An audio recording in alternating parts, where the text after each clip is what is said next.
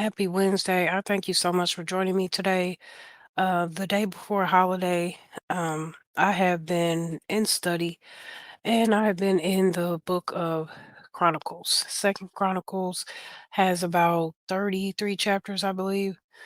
And, once I started digging in there, it just got to be really, really rewarding. There's a lot of great stories there. So, first of all, I'm going to encourage you to read that entire book. Again, it's only 33 chapters, but not only is it rewarding, there's a lot of great stories in there, and God might even meet you there. So, today's quick encouragement is coming from there, um, as well as some things. I see why God brought me to Second Chronicles to read and to reflect on for a while because at the end of the day, the enemy is busy. Um, the more that I find myself trying to learn more about Christ and his ways and live the right way, the more things keep coming up, right? The enemy is busy. I have to always realize as well that I can't always blame it on the enemy. Sometimes it could just be me. It could be just me not fully listening to God and fully going about his plan the right way. It could be me being stubborn. It could be me being fearful in so many other ways. But, at the end of the day, um, the story is the same for all of us because life is not easy. So stuff is going to continue and continue and continue to try to come up against you. The things that have been coming up for me have been pushing me back away from the crowd. It's been having me just in the presence of God, um, to just talk to him because who else is there to talk to? Who else is there to help bring you peace and guidance and serenity through the things that you go through? So, when I'm done going to God, and when He has shown me what I need to do, what I need to, what steps I need to take next, then all of a sudden there's the enemy. And he wants to jump on your back. He wants to try to get into your mind and make you think that everything that you just talked to God about is untrue or not able to happen and things like that. And it's just a trick. And it's hard. Um, it's hard because it's not just one trick of the enemy. There's many tricks of the enemy. So, I just want you to be encouraged that, staying in prayer um, is the only way to overcome. Not only in prayer for ourselves, but in prayer for those around us as well, interceding in prayer for other people. Not only our family and those in our household, of course, we're going to pray for them because they're our family, right? And we love them, but also for other people that you see might be struggling.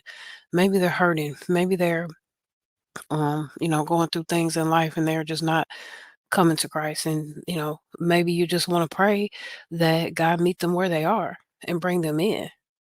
Because, if we just set our eyes on Him, we just set our eyes on God, then all the fear and the anxieties and all those weird feelings that come about that we want to talk about are just going to cease, especially if we put ourselves into fasting. Fasting is one of the hardest things to do, honestly, but it is to bring you closer to Christ, is to ground you. When I was fasting, I'll say it's probably been about a week ago now. I didn't even know that I was fasting. I had this thing in my head that I'm gonna learn more about it. I'm gonna figure out how to do it, and I'm gonna pray to God for strength through it. Right. Well, lo and behold, a couple days later, I was in fasting, and I had no idea. So that just shows you how God works. Um, for at least 2 weeks, normally I would get up real early and have coffee and eat breakfast and take my medicine and so on and so forth. But for the last 2 weeks, I couldn't get up and eat like normal. I just wasn't hungry. And even when I did, maybe towards the end of the second week, start to get hunger pains, I just couldn't pull myself to go eat up until later in the day, maybe 1, 2 o'clock. So there, when I started feeling myself feeling bad or feeling tired or, just needing strength to get through until that time to eat, I found myself just praying to God. I found myself worshiping.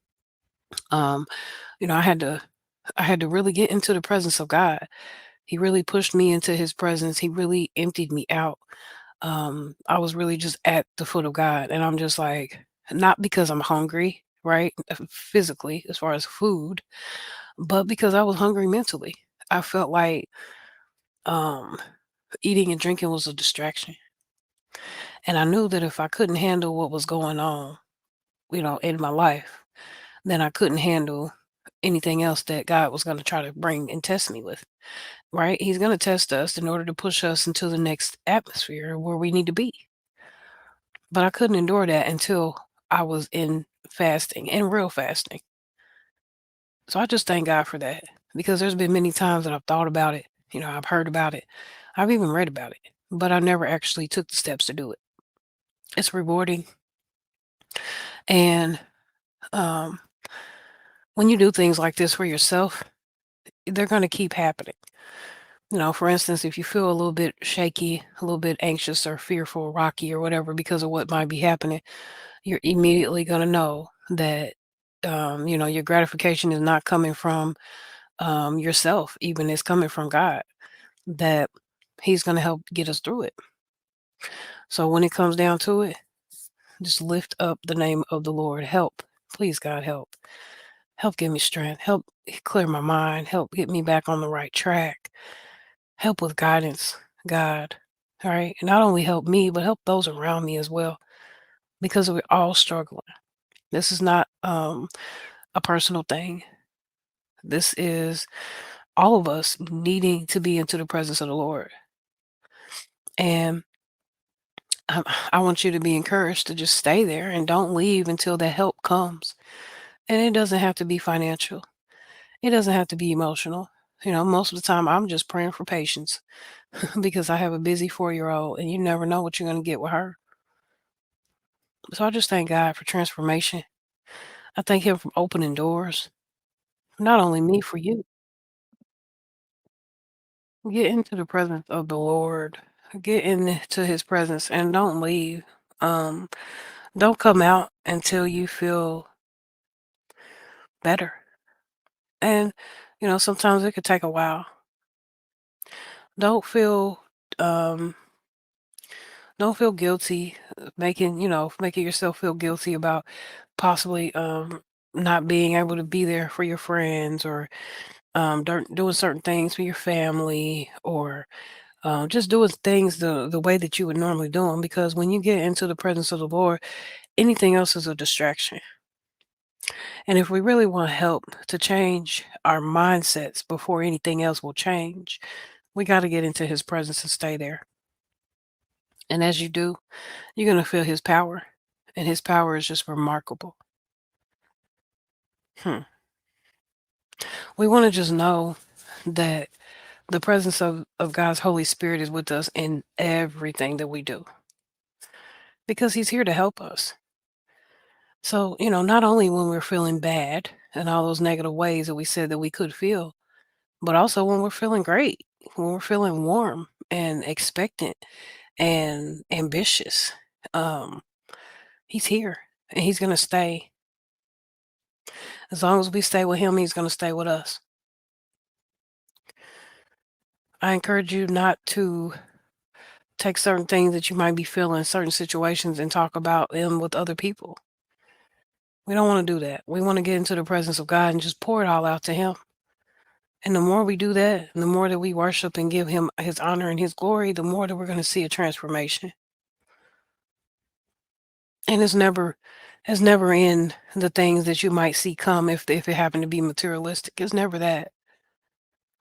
It's always His grace and His mercy, and He's wanting us to, you know, continue to bask in His presence and continue to get His wisdom, learn more about Him, and live the way that we should live, the fruits of the Spirit based on the Bible.